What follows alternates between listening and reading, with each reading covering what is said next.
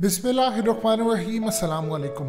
दुनिया की तारीख की सबसे बड़ी खामोशी के साथ चंद दिनों हफ्तों में अगर कोई विक्ट्री हुई है तो वो अफगानिस्तान में हुई है। 20 साल अमेरिका ने जो प्लान बनाकर दिया, जो उन्होंने तैयारी की, खाना जंगी की, आप सोच भी नहीं सकते। आज हकीकत टीवी आपके सामने तमाम वो फैक्ट्स रखने जा रहा है कि पाकिस्तान, चाइना और अफगान तालिबान के साथ ईरान ने शमूलियत इख्तियार की। ऐसा ग्रैंड प्लान बनाया कि इस वक्त अफगानिस्तान के अंदर एक भी कोई बड़ा वाक़या नहीं हुआ और 96% अफगानिस्तान फतह हो गया और एक भी खाना जंगी का कोई भी वाक़या देखने को नहीं मिला।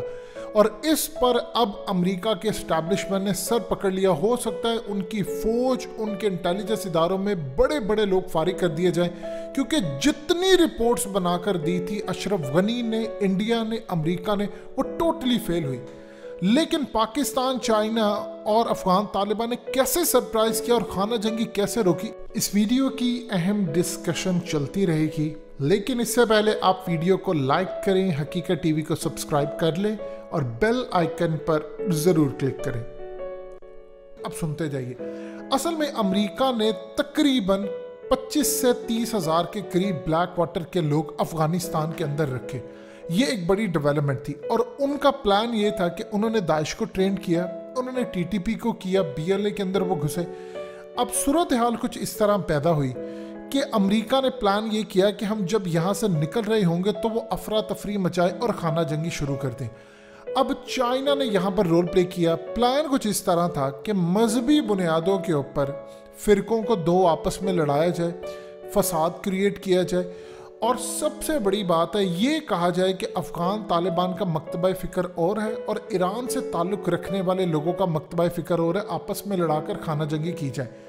चाइना ने इसमें ग्रैंड प्लान किया जो अमेरिका ने सोचा भी नहीं था। सबसे पहले अफ़गान तालिबान ने सीक्रेटली चाइना की इंफॉर्मेशन पर और अपनी जो उनके इंटेलिजेंस इदारे हैं, रशिया के साथ उन्होंने प्लान किया। रशिया ने सेंट्रल एशियन कंट्रीज़ को कंट्रोल किया, उसमें ताजिकिस्तान, उज़्बेकिस्तान, वहाँ से इंफॉर्मेशन निकाली कि जो वहाँ के ग्रुप अफगानिस्तान के साथ कनेक्टेड थे, जिनमें ब्लैक वाटर ने उनको टास्क दिए हुए थे कि पाकिस्तान समेत हर जगह हमला करना है। अफगान तालिबान ने पिछले 3 महीने में चुन चुन कर ब्लैक वाटर, दाइश और इनके लोगों का इस तरह सफाया किया कि आप सोच भी नहीं सकते। उसमें चाहिए थे उनको बहुत सारे पैसे। उन्होंने पैसे किस तरह लिए ये आप अच्छी तरह समझते हैं। उन्होंने माइनिंग जो की, ख़ास तौर पर अफगानिस्तान के नेचुरल रिसोर्सेज को बेचा।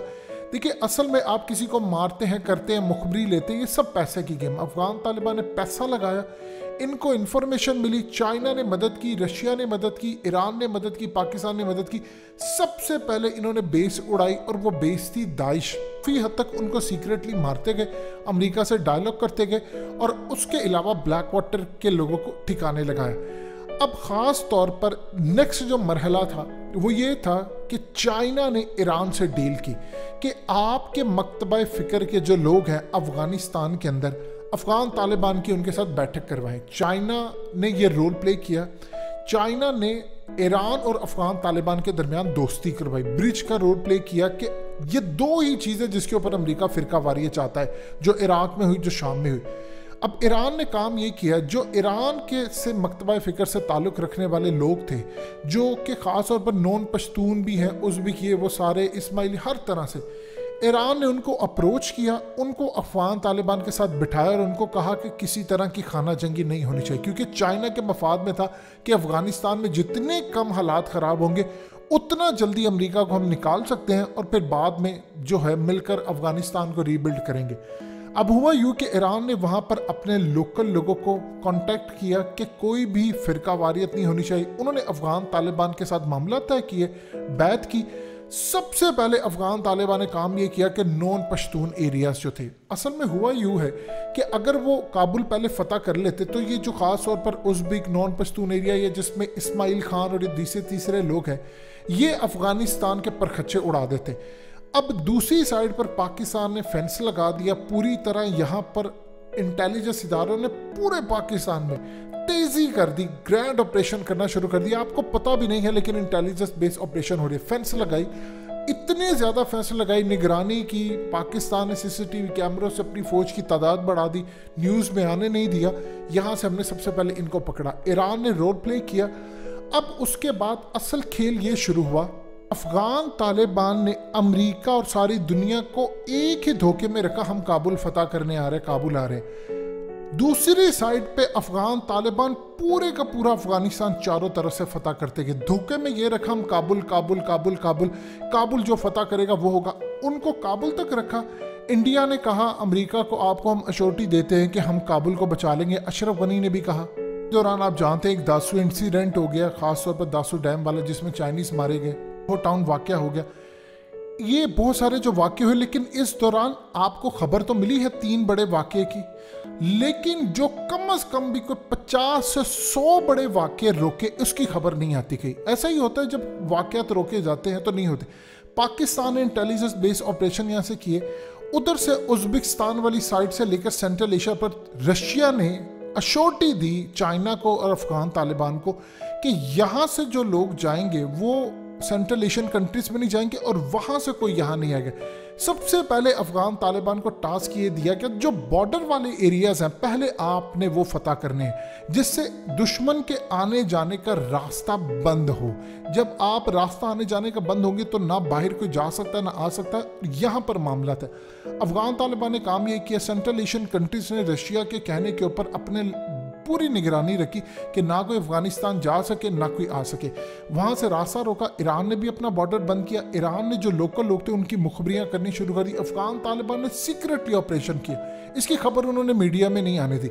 उधर से चाइना इंटेलिजेंस मालूमात देता रहा। चाइना साथ हथियार और ये तमाम चीज़ें इंटरनेशनल मार्केट में, इवन के ब्लैक मार्केट से, जो अशरफ गनी हुकूमत के अंदर बहुत सारे जो लोग थे वो चाइना के मुखबर के तौर पर काम कर रहे थे, वो सीक्रेटली अफगान तालिबान की मदद करते रहे। अब आप ये देखें कि इस वक्त सूरत हाल ये हुई है कि इस्माइल खान को आज अफगान तालिबान ने गिरफ्तार किया। उन्होंने अफगान तालिबान को लीडर तस्लीम किया। उन्होंने उसको मारा नहीं, उसको कहा तुम काबुल जाओ।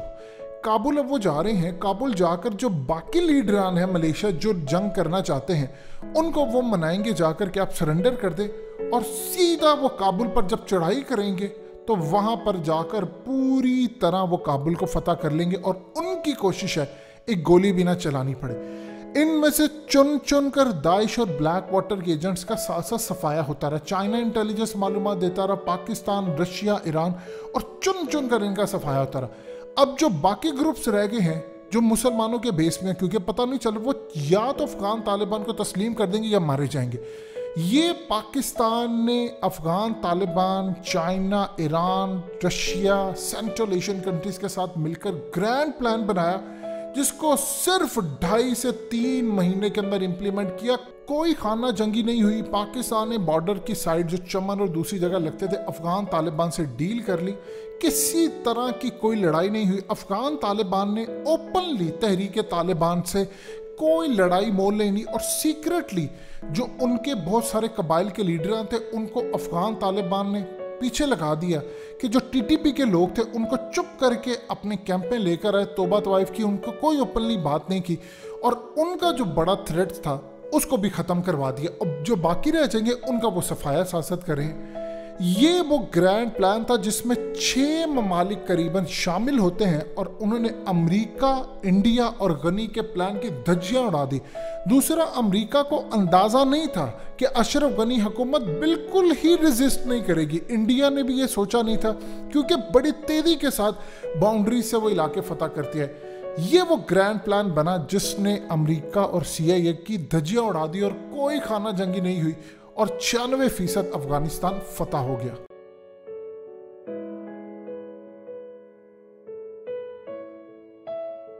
हकीकत टीवी को सब्सक्राइब करना मत भूलें, वीडियो को लाइक करें, शेयर करें, और कमेंट सेक्शन में अपनी राय का इजहार जरूर करें।